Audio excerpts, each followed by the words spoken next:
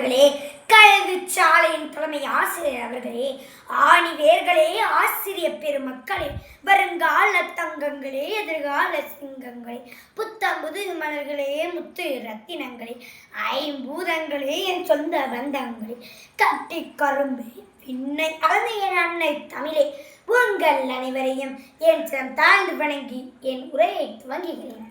தாருங்கள் தங்கள் செயல்களை. நான் உங்கள் முன் பேச எடுத்துக்கொண்ட தலைப்பு கல்வி புரட்சியில் காமராஜர். தாய்நாட்டிற்காக தன்னையே அர்ப்பணித்த தியாக தீபம் காமராஜர். மக்கள் தொண்டே வருது மூச்சு, காந்தியடிகளின் பாதையே வருது வாழ்க்கை. காமராஜர் அவர்கள் படிக்காத மேதை இல்லை, ஏழை குழந்தைகளை படிக்க வைத்த மேதை. கல்வி கத்திருந்தவர் கருப்பு காந்தி, ஏழை பங்காளர் கர்ம வீரர், படிக்காத மேதை பெருந்தலைவர் என சிறப்பு பெற அழைக்கப்பெறும் காமராஜர் தமிழ்நாட்டின் சரித்திர நாயகன். விருதுநகரில் 1903 ஜூலை 15 பிறந்தார். இவரின் தந்தை குமாரசாமி, தாயார் சிவகாமி அம்மையார். அண்ணல் செய்தது பெருந்தொண்டு, நீ அரசியல் என கண்டு உறவினர் கோபம் கொண்டு தகாதான செய்தத்தை கண்டும் நிற்கவில்லை அவர் தொண்டு.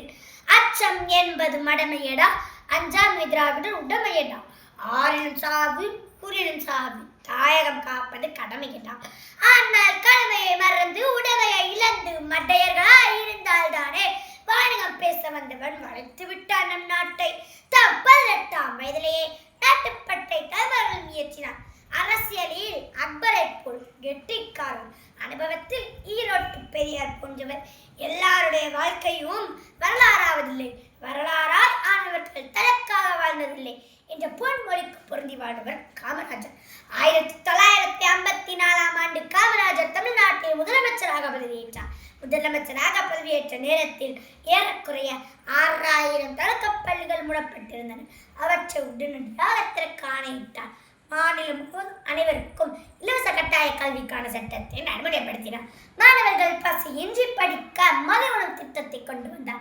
பள்ளிகளில் ஏற்றத்தாழ்வின்றி குழந்தைகள் கல்வி கற்க சீருடை திட்டத்தை அறிமுகம் செய்தார். மாணவர்கள் உயர்கல்வி பெற பொறியியல் கல்லூரிகள், மருத்துவக் கல்லூரிகள், கால்நடை மருத்துவக் கல்லூரிகள், ஆசிரியர் பயிற்சி நிறுவனங்கள் ஆகியவற்றை புதிதாக தொடங்கினார். தமிழ்நாட்டின் பல கிளை நூலகங்களை தொடங்கினார். கல்வி புரட்சிக்கு வித்திட்டவர் காமராஜர்.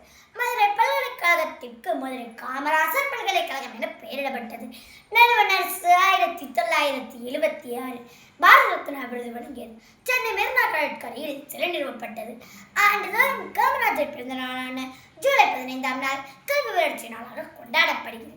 இறுதியாக 1000 கைகள் மறைந்தாலும் ஆதவன் மறைவதில்லை என்ற பொது மொழியை அக்டோபர் 2 காந்திஜி பிறந்த தினம் காமராஜர் இறந்த தினமாகியது. பூடல் மறைந்தது நினைவு புகழுடன் நின்றது என்பதை உணர்ந்து என் உரைக்கு திரையிட்டு விடைபெறுகிறேன். நன்றி, வணக்கம்.